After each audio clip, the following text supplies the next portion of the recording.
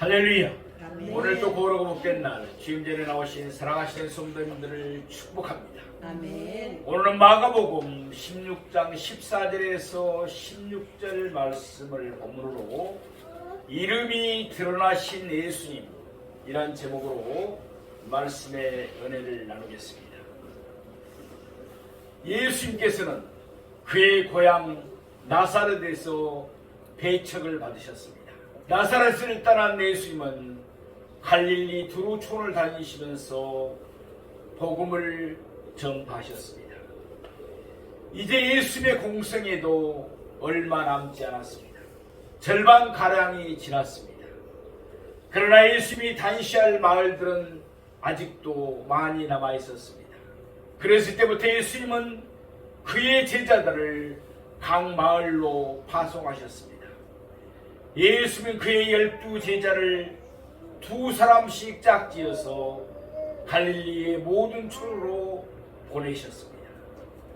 예수님은 그들에게 귀신을 쫓아낼 수 있는 권능을 주셨습니다. 각종 병을 고치며 죽은 자를 살리는 권능도 주셨습니다. 또한 예수님은 그들에게 당부도 하셨습니다. 그들은 예수님을 전적으로 의뢰해야만 했습니다. 그들은 모든 탐심을 버리고 어떠한 형편에서도 자족할 수 있어야 했습니다. 때로는 배척을 받더라도 낙심하지 않고 더욱 당당해졌어야 했습니다. 우리도 그래야 될 줄로 믿습니다. 아멘. 오늘 본문을 보면 예수님에 대한 갈릴리 사람들의 견해가 세 가지로 소개되고 있습니다. 첫째 보면은 죽은 세례 요한이 살아났다고 하는 견해입니다. 두 번째로는 엘리야라고 하는 견해입니다.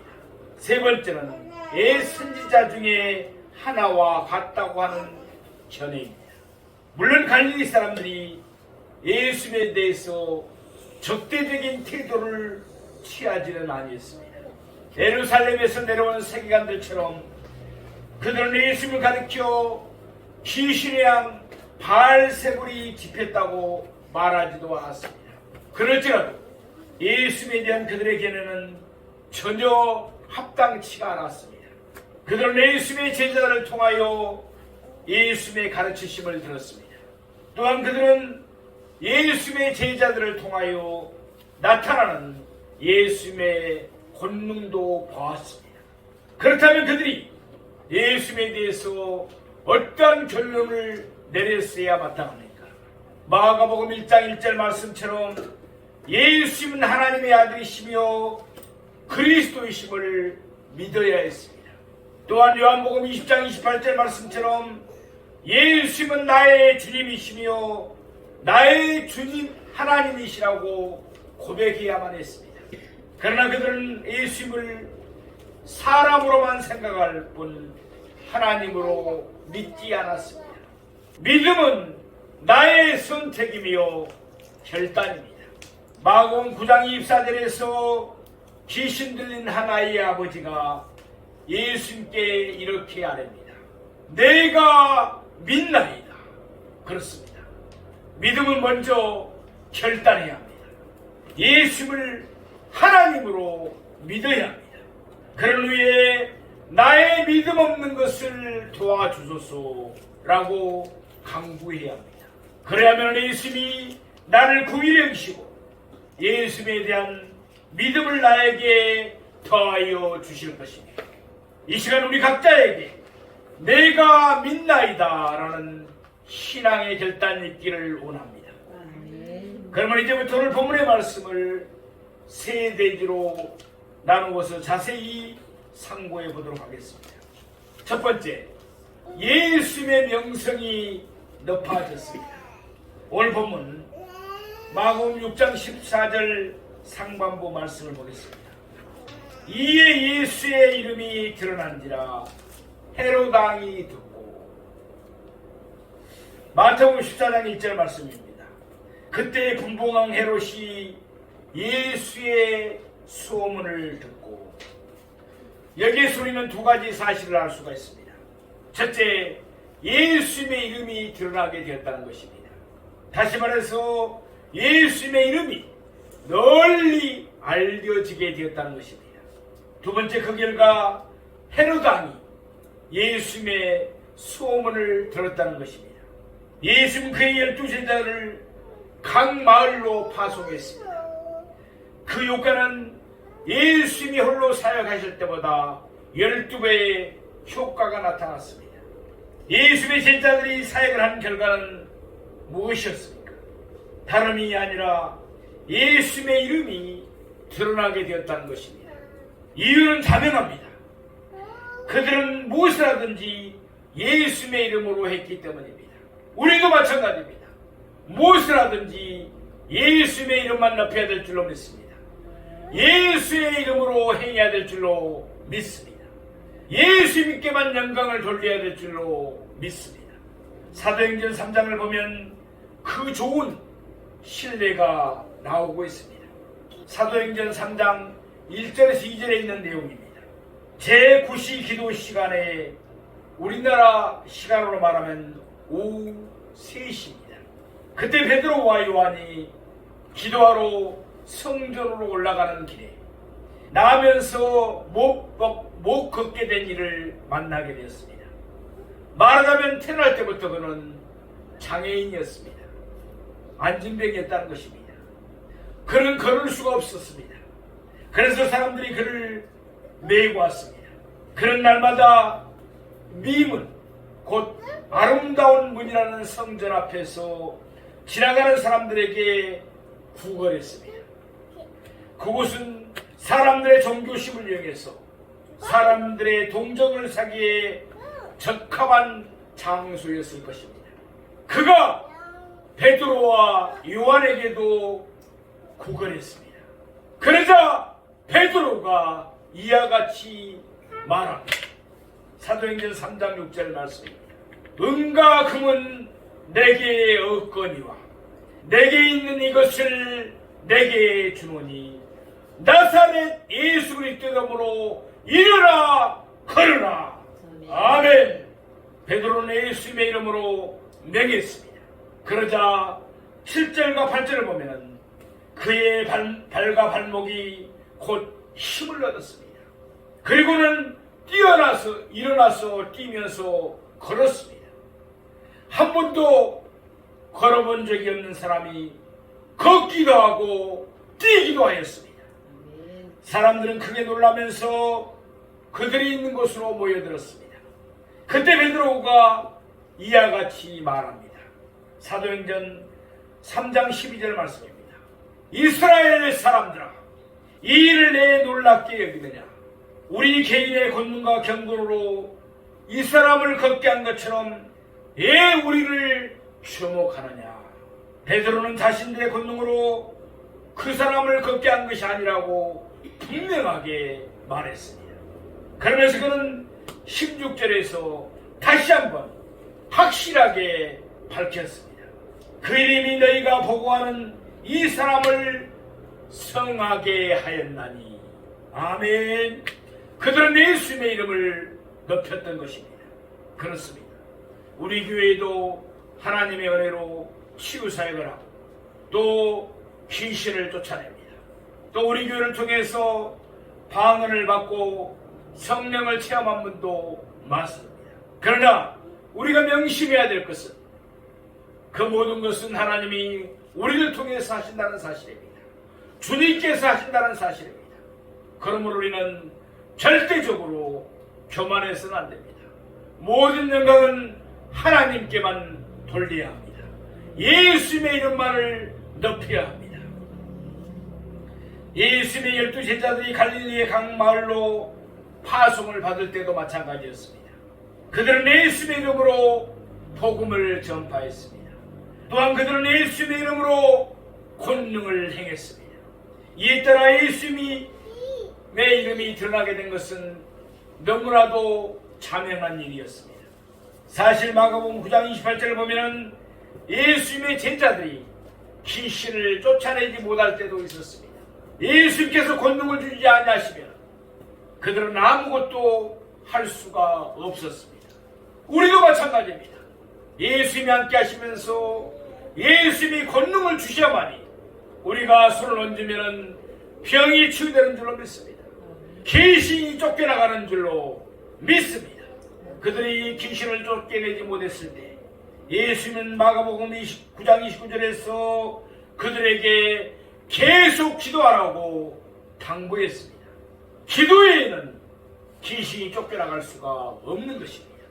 예수님의 말씀에 온전히 순종합시다. 예수님을 전적으로 신뢰하면서 계속해서 기도하는 저와 여러분이 되기를 원합니다. 그러면 예수님의 풍성하신 역사를 늘 체험하면서 살게 될 것입니다. 또한 예수님의 놀라우신 권능을 날마다 경험하면서 살게 될 줄로 믿습니다. 그러면 이제 이어서 헤롯 왕이 예수님의 소문을 듣게 된 것을 상고해 봅시다. 성경에는 마리아란 이름을 가진 여성들이 여러 명 등장합니다. 마찬가지로 성경에는 헤롯이라는 이름을 가진 왕들이 여러 명 등장합니다. 마태복음 2장 1절을 보면은 처음으로 헤롯이라는 이름이 나옵니다. 그는 아기 예수님을 죽이려 했던 왕이었습니다. 역사가들은 그를 가리켜서 헤롯 대왕 또는 헤롯 1세라고 부릅니다. 그는 예수님이 탄생하신 후에 얼마 되지 않은 후에 죽었습니다. 헤롯 대왕에는 모두 10명의 아내가 있었습니다. 자연히 그에게는 여러 명의 배다른 자녀들이 있을 수밖에 없었습니다. 헤롯 대왕이 죽고 난 후에 그가 다스리는 영토는 네 지역으로 나누어 다스려지게 됩니다. 그리고는 각기 다른 사람에 의해서 다스려집니다. 이 4명을 가르쳐서 분봉왕이라고 부릅니다. 헤롯 대왕이 다스리던 영토를 4 지역으로 나누어 다스렸기 때문입니다. 오늘 본문에 나오는 헤롯 왕은 바로 이들 분봉왕 가운데 한 사람입니다. 그러니까 오늘 본문에 나오는 분봉왕 헤롯은 아기 예수님을 죽이려 했던 헤롯 대왕의 아들입니다. 그는 갈릴리 요단강 동편 곧 베레아를 다스리게 되었습니다. 역사가 요세푸스는 그를 가리켜서 헤롯 안티파스라고 불렀습니다. 분봉왕 헤롯은 갈릴리 해변에 수도를 세웠습니다. 그리고는 노마 황제 이름을 따서 그곳을 디베라라고 불렀습니다. 그런데 그곳은 공동 묘지 위에 건설되었습니다. 그래서 유대인들은 그곳을 부정하게 여기고 구곡하는 것을 꺼려했습니다. 성경에는 예수님도 디베라를 지나가셨다는 기록이 전혀 없습니다. 그런데도 분봉왕 헤롯이 다스리는 갈릴리는 온통 예수님의 소문으로 가득했습니다. 자연히 헤롯 왕의 측근들은 예수님의 소문을 헤롯 왕에게 보고하지 않을 수가 없었습니다. 둘째로 헤롯 왕이 예수님의 소문을 들었습니다. 14절 하절과 15절 말씀입니다. 갈릴리 사람들이나 헤롯 왕이나 그들의 관심은 예수님의 제자들에게 있지 않았습니다. 그들의 초점은 오직 예수님에게만 있었습니다. 이런 예수님의 제자들이 예수의 복음을 전하면서 예수의 이름으로 모든 권능을 행했기 때문입니다. 오늘 본문을 보면 헤롯 왕이 들은 예수님의 소문은 3가지로 요약됩니다. 그가 들은 소문을 통해서 우리는 그 당시 갈릴리 사람들이 예수님을 어떻게 여기고 있는지를 알 수가 있습니다. 그들은 첫 번째, 죽은 세례 요한이 살아났다고 보는 사람들이 있었습니다. 마가복음 오늘 6장 14절 말씀을 보겠습니다. 헤롯 왕이 듣고 이르되 이는 세례 요한이 죽은 자 가운데서 살아났도다. 그러므로 이런 능력이 그 속에서 일어나느니라 하고, 누가복음 9장 7절 말씀을 보면 분봉왕 헤롯이 이 모든 일을 듣고 심히 당황하니 이는 어떤 사람은 요한이 죽은 자 가운데서 살아났다고도 하며 헤로당은 갈릴리 사람들이 말하는 소문을 들은 것입니다. 갈릴리 사람들 가운데 때로는 죽은 세례 요한이 예수님에게 되살아났다고 보았습니다. 세례 요한의 죽음에 대해서는 오늘 본문 바로 다음에 자세하게 설명되고 있습니다. 아무튼 갈릴리 사람들 가운데 일부는 예수님을 세례 요한에 살아난 것으로 보았습니다. 물론 예수님과 세례 요한 사이에 비슷한 점이 들어있기는 합니다. 예컨대 세례 요한과 예수님은 나이가 같았습니다. 6개월밖에 차이가 나지 않습니다. 두 사람 모두 사람들의 회개를 촉구하면서 하나님의 나라를 전파했습니다. 또한 두 사람 모두 그 당시에 어떤 전파에도 속하지 않았습니다. 그런데 오늘 본문을 보면 갈릴리 사람들이 예수님에게서 죽은 세례 요한을 보고자 했던 주된 이유가 있었습니다. 그러므로 이런 능력이 그 속에서 일어나느니라. 그들은 예수님 속에서 일어나는 능력이 세례 요한 때문이라고 보았기 때문입니다. 그러나 그들이 내린 결론은 전혀 사리에 맞지는 않습니다. 요한복음 10장 41절 말씀처럼 세례 요한은 아무런 표적도 행하지 아니했기 때문입니다. 따라서 예수님에게서 나타나는 능력 때문에 예수님과 세례 요한을 연결시킬 수는 없었습니다. 갈릴리 사람들의 첫 번째 견해는 완전히 불합리했습니다. 우리 마가복음 6장 15절 말씀을 보겠습니다. 어떤 이는 그가 엘리야라고 하고, 둘째 예수님을 엘리야라고 부르는 사람들이 있었습니다. 엘리야는 이스라엘 왕 아합 때 이스라엘의 타락을 신랄하게 꾸짖었던 선지자였습니다. 그는 많은 권능을 행했습니다. 열왕기상 17장 22절을 보면은 그는 사르밧 가부의 죽은 아들도 살렸습니다. 또한 열왕기하 2장 11절 말씀과 같이 그는 살아있는 채로 죽지 않고 해리바람을 타고 하늘로 올라갔습니다. 그래서 갈릴리 사람들 가운데 일부는 죽지 않고 하늘로 올라간 엘리야가 다시금 이 세상에 되돌아왔다고 보았던 것입니다. 더군다나 말라기 3장 1절과 4장 5절을 보면 하나님은 메시아를 보내기 전에 선지자 엘리야를 앞서서 보낼 것이라고 말씀했습니다. 그래서 갈릴리 사람 중에 때로는 예수님이 바로 메시아에 앞서도록 되어 있는 선지자 엘리야라고 보았습니다. 우리 오늘 보면 마가복음 6장 15절 말씀을 보겠습니다.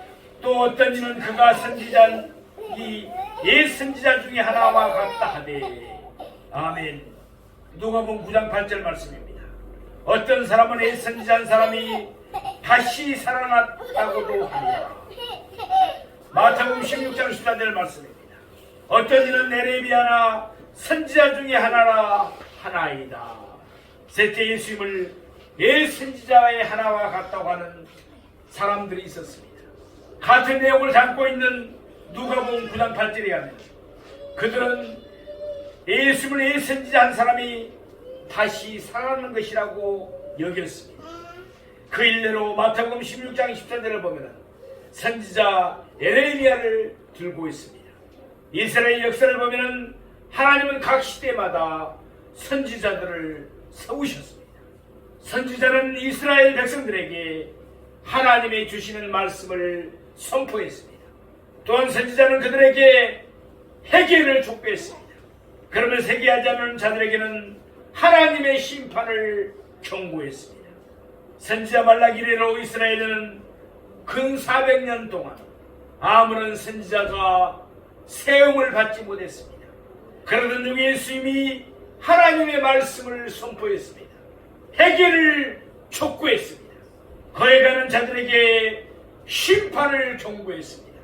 그러니 사람들이 얼마나 흥분했겠습니까? 게다가 예수님은 놀라운 권능들을 행했습니다. 그래서 누가복음 7장 11절 말씀처럼 갈릴리 사람들은 예수님을 큰 선지자로 여겼습니다. 오늘 본문에서 본 바와 같이 그들은 예수님을 에레미야와 같은 예선지자 하나처럼 크게 생각했습니다. 예수님의 고향 나사렛 사람들은 예수님의 직업과 예수님의 가족관계를 거론하면서 예수님을 피하면서 예수님을 배척했습니다. 그러나 적어도 그들은 예수님에게 우호적이기는 했습니다.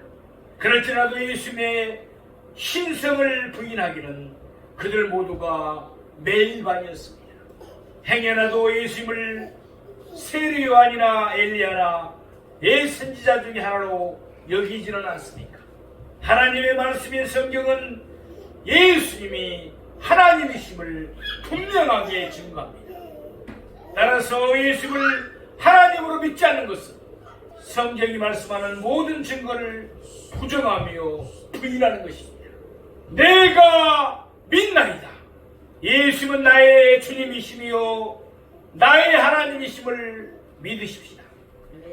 그리하면 예수님이 내 삶 속에서 살아 역사하십니다. 예수님은 나의 삶을 책임져 주십니다. 아울러 예수님은 나에게 영원한 생명을 주실 줄로 믿습니다. 셋째로 헤롯왕은 예수님을 보고자 했습니다. 오늘 본문 마가복음 6장 16절 말씀을 보겠습니다. 헤롯은 듣고 이르되 내가 목벤 요한 그가 살아났다 하더라. 누가복음 9장 9절 말씀입니다. 헤롯이 이르되 요한은 내가 목을 베었거늘 이제 이런 일이 들리니 이 사람이 누군가며 그를 보고자 하더라. 헤롯왕은 갈릴리 사람들 사이에 나도는 소문, 곧 예수님에 대한 세 가지 소문을 들었습니다. 그런 나름대로 결론짓기를 자기가 목벤 세례 요한이 되살아났다고 생각했습니다. 그러면서 누가복음 9장 9절 말씀이 밝히는 대로 그는 예수님을 보고자 했습니다. 왜 헤롯왕이 예수님을 그럼 보고자 했을까요? 그가 목벤 세례 요한이 살아난 것을 그의 눈으로 확인하고 싶어 했을까요? 아니었습니다. 사실 그는 예수님이 누구든지 상관이 없었습니다. 누가복음 11장 31절 말씀처럼 그는 예수님을 죽이고자 했을 뿐입니다. 헤롯왕은 가룟 유다보다도 더 악한 사람이었습니다. 그래도 가룟 유다는 예수님을 배반한 뒤에 양심의 가책을 이기지 못하여 스스로 목매어 자살했습니다. 그러나 헤롯왕은 세례 요한을 죽이더니 이제는 예수님까지 죽이고자 했습니다. 그의 아버지 헤롯 대왕은 아기 예수님을 죽이고자 베들레헴의 사내 아이들을 학살해버렸습니다. 그 아버지의 그 아들입니다. 분봉아 헤롯도 세례 요한을 죽이더니 이제는 자기의 권력을 지키기 위해서 예수님을 죽이려 했던 것입니다. 누가복음 23장을 보면 헤롯왕은 자기가 원하던 대로 예수님을 만나게 됩니다. 누가복음 23장 6절에서 7절 말씀입니다. 빌라도는 예수님에게 죄가 없음을 알았습니다. 그러나 그는 유대인들이 소등하는 것을 바라지 않았습니다. 그런 잘 빌라도는 예수님이 갈릴리 사람인 것을 알았습니다. 갈릴리는 분봉왕 헤롯의 강할 지역이었습니다. 때마침 6월절을 맞이해서 헤롯왕이 예루살렘에 와 있었습니다. 그래서 빌라도는 자기의 책임을 회피할 셈으로 예수님을 헤롯왕에게 보냈던 것입니다. 계속해서 누가복음 23장 8절 말씀입니다. 헤롯왕은 예수님을 보고 매우 기뻐했습니다. 이는 그가 예수님의 소문을 듣고 난 뒤부터 오랫동안 예수님을 보고자 했기 때문입니다. 또한 그가 들은 소문대로 예수님이 정말로 이적을 행하는지 보고 싶었기 때문이었습니다. 누가복음 23장 11절에서 12절 말씀입니다.